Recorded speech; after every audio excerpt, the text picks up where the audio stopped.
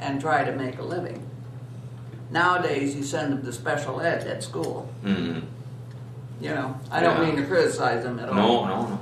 But you see, they have people that take care of them. At that time, she had to do that besides earning a living. Yeah. No, I think of people that complain, well, listen, Yeah. you got all that taken care of nowadays.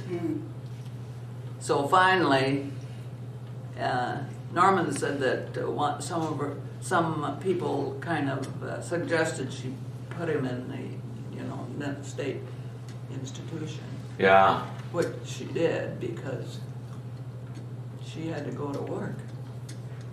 But I know she told me she never, always regretted it. Yeah. She had to get someone to drive her there to visit him, and I know Norman feels very badly about it. And she'd always bake cookies, and bring, so she have to hire someone to take her. Finally, he died, of course, of pneumonia, they said. Pneumonia.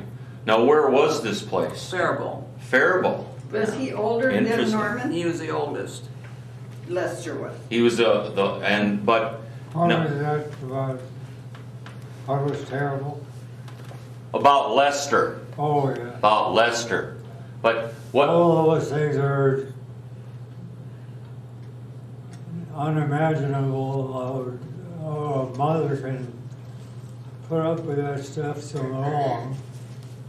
She took care of him for years. What? She took care of him for years. Yeah. And she also had to earn a living. What? She also had to earn a living. Yeah. Move forward. And then he got older and older. Yeah. I remember that time.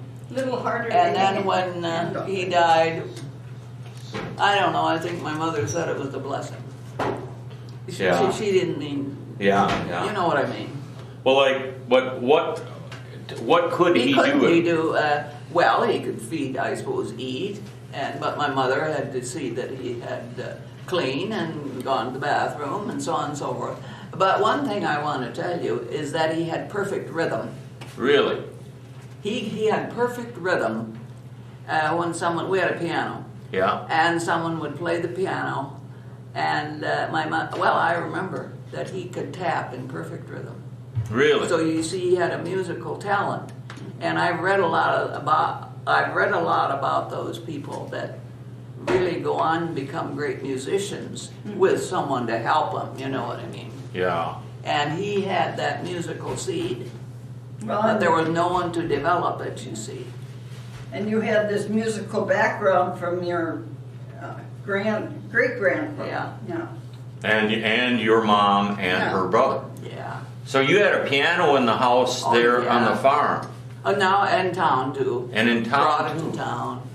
So now having a piano, that was actually an expensive thing in those days. Yeah. So Baldwin must have he lived on the home place for a while.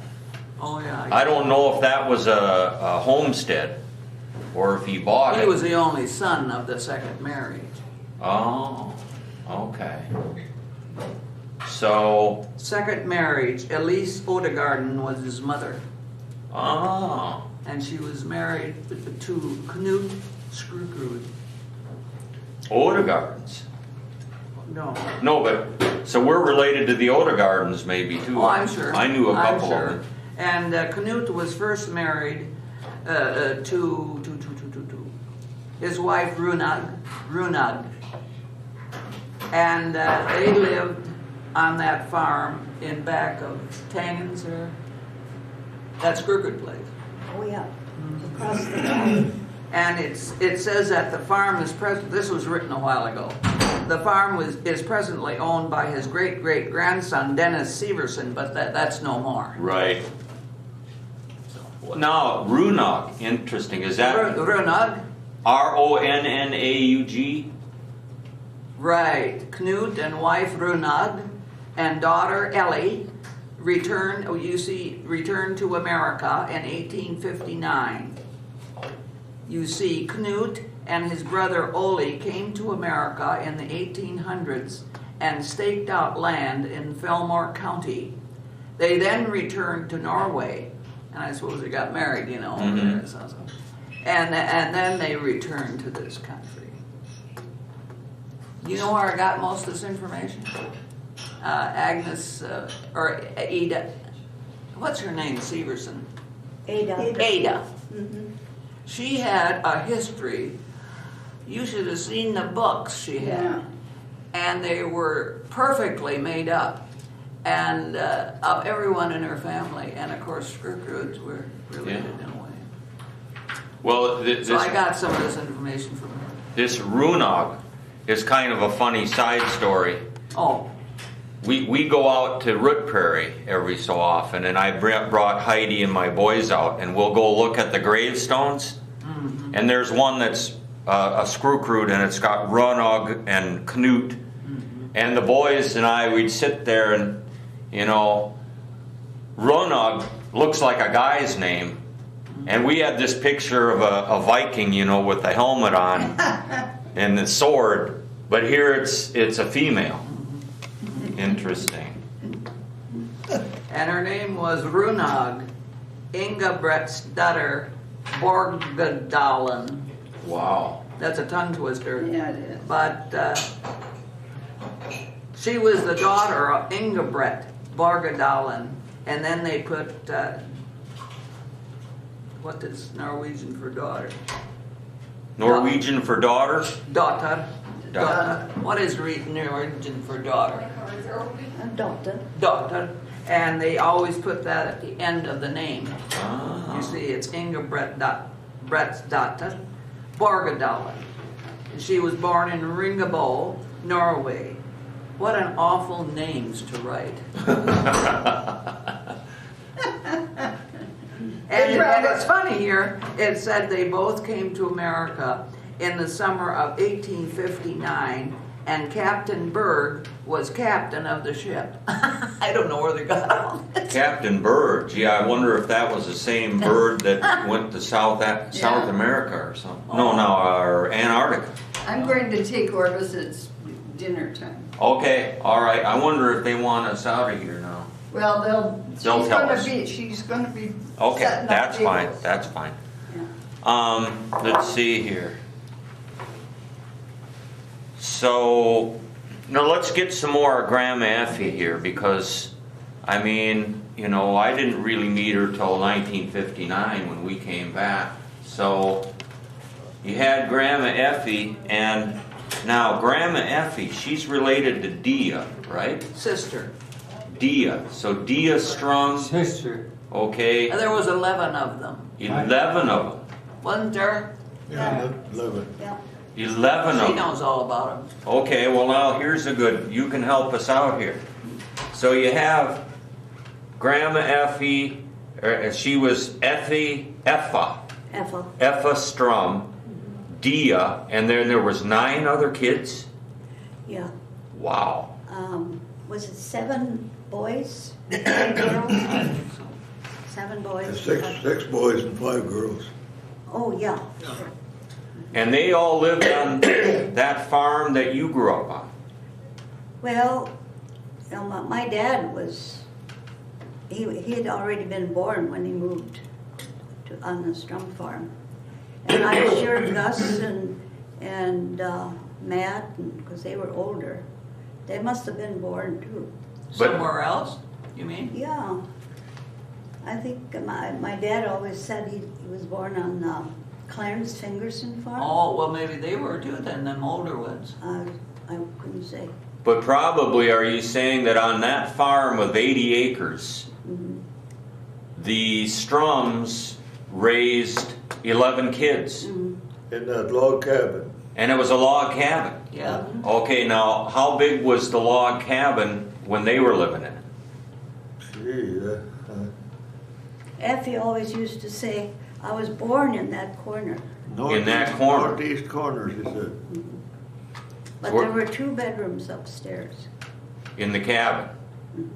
And then, but would you say that that cabin was as big as this room, the main floor? No. No, no. Not as big as this room.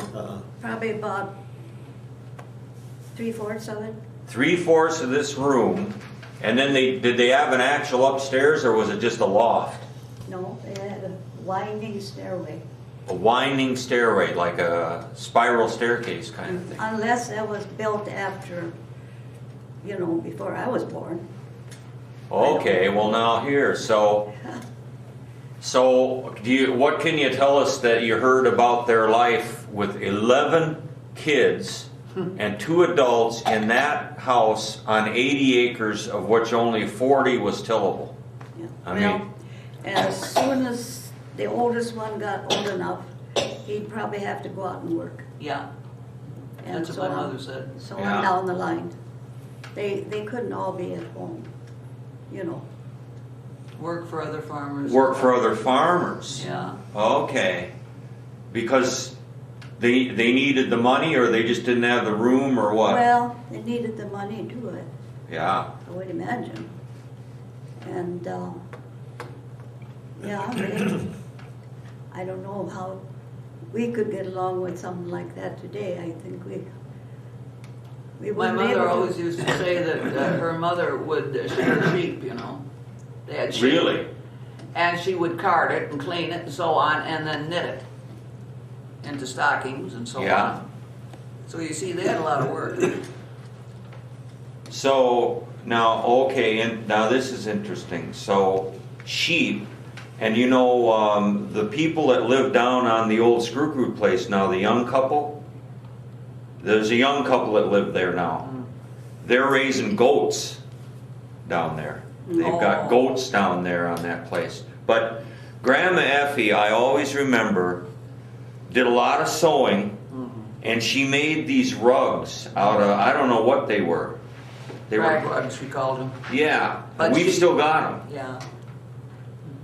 But I think she had someone weave them, didn't she, by machine? No, I don't know, but I She remember. sewed the material together, Yeah. and made balls. Mm-hmm. And I think someone had some way to weave them together, but they were good rugs. Mm-hmm. No, she was a seamstress, and her sister Sina, she told me, taught her to be a seamstress. And Sina was the mother of Stan Eggy.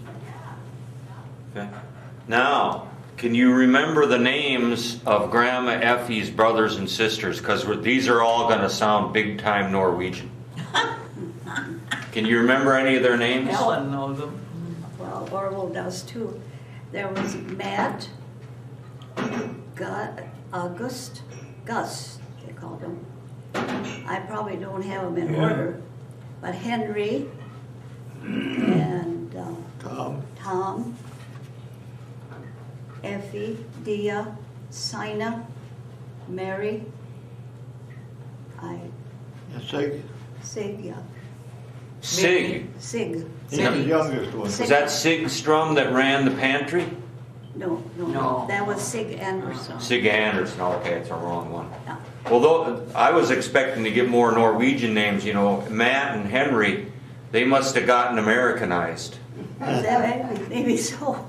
But Sina, that must have been. Oh, yeah, Sina and Oh. Maria. The Gus too, of course, is Norwegian. Gustav, Gustav. Well, Minnie, Minnie, Oh, yeah. yeah, there was Mina. one Mina. named Mina. Okay, all right, Mina. and Sigvald. This time I went to see married to Stan. Chris Eggy. I, Chris Eggy. She was married to Chris Chris Eggy. Then she died, Well, now, Dad, I think when you were a kid, didn't you go out and work on farms, like for, what's his name, oh yeah. Lynch Farm, and you worked for farmers, Yeah. so you kind of did that. Was that probably after your dad died? I suppose you guys needed the money too. Yeah, I'd have to think about that. Yeah. I'm sure it did. Yeah. Well, so Grandma Effie, and I always remember, okay, when we came back in 1959, I think she was working for that doctor up in Rochester. Oh, Yeah. Madison. on Third Avenue. Now, that was a neat house for a little kid. I bet you Eric and Mark had a good time up there because we'd go visit him. And of course, this doctor had a big brick house, and it must have had 10 or 12 bedrooms in it, and big grandfather It's still closets. there. Still there? I think it's owned through the Mayo Foundation probably. Yeah. And had 3 floors. And my mother's rooms were on the 3rd floor. Yeah. So she had to go up, you see. They did have an elevator, I think. I don't know. No, they didn't have no. No, I didn't have an Well, elevator. the thing of it is, this doctor was into like He was a safaris, and if you went in the basement, and Grandma Effie would just let us go down there, and we could just roam and dig through the drawers. You know, a big old lion head or hanging down there, and I mean stuff that kind of amazing. But He was a surgeon, and my mother said he was the first chief surgeon at the clinic. really, I know him, he was a nice man. oh yeah, he And did. his sister lived with him, you know. Well, now wasn't there also another housekeeper along with Yeah, Grandma? well, after my mother worked there a while, he hired another one, Frieda Kruger. And of course, he had a custodian that took care of the lawn and everything. Ah. That house was amazing. It had these intercom system, but they weren't wires. I think they were just tubes that Yeah. you could talk into one and it would come out in another room. But so probably when did she start working for him? Because that was probably a pretty good job. I need to stop recording. The tape is ending. All right, do you have enough? You sing at St. Olaf? I did last year. I don't this year. I'm not in the St. Olaf choir, which is the best choir. I was in the collegiate choir last year and I enjoyed that. And now I sing at my home church in Northfield, which is fun. So she does a lot of singing, and she sang here last in night. church. Yeah. Yeah. Why Not don't you at do school. it at the college? Because it takes a lot of time Oh. and I'm involved in a Oh. lot of activities. Oh. Other activities. Yeah. Now stand there for a second, smile, because I don't think we've had you on here yet.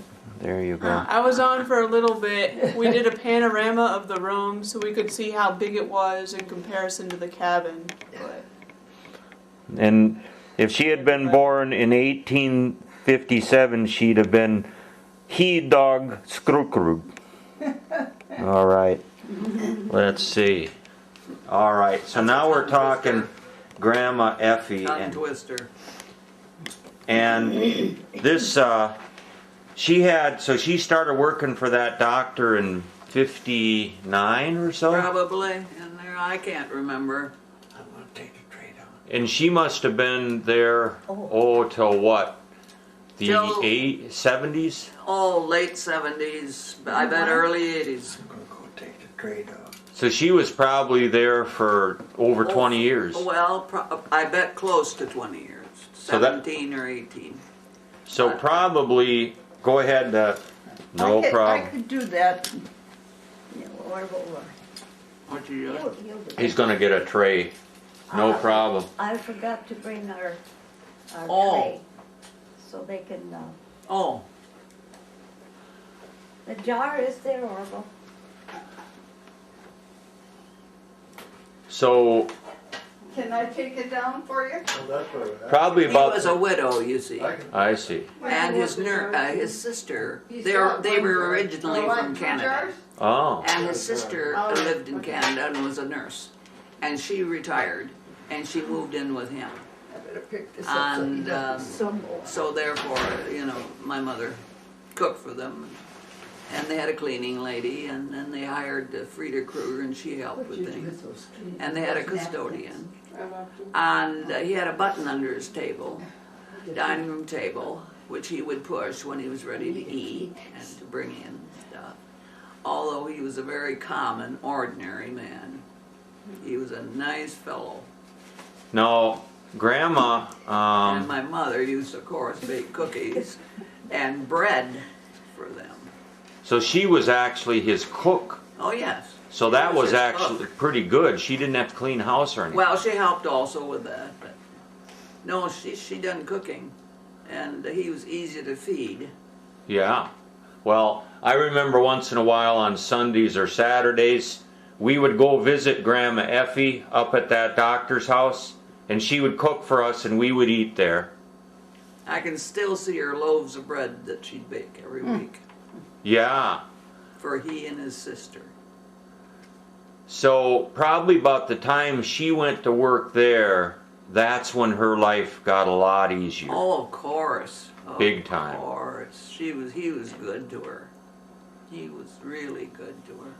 But probably in about, you must have gotten married in about 48 or 9. Yes, 48. So then, what did Grandma do from 1948 to when she started working for the doctor? Well, what did she do? Worked in a grocery We store were Yeah. in in town. Fountain, you know. Did she? Well, you were in Fountain way back when you were before high school. She used to work in, Before high school. not the grocery store, but it wasn't like, We didn't there have, was a grocery store and a kind of a hardware store together. Because I worked in the grocery store, Oh. and your mom was working Oh, in the other that store, could be. whatever. That But- could be. Yeah.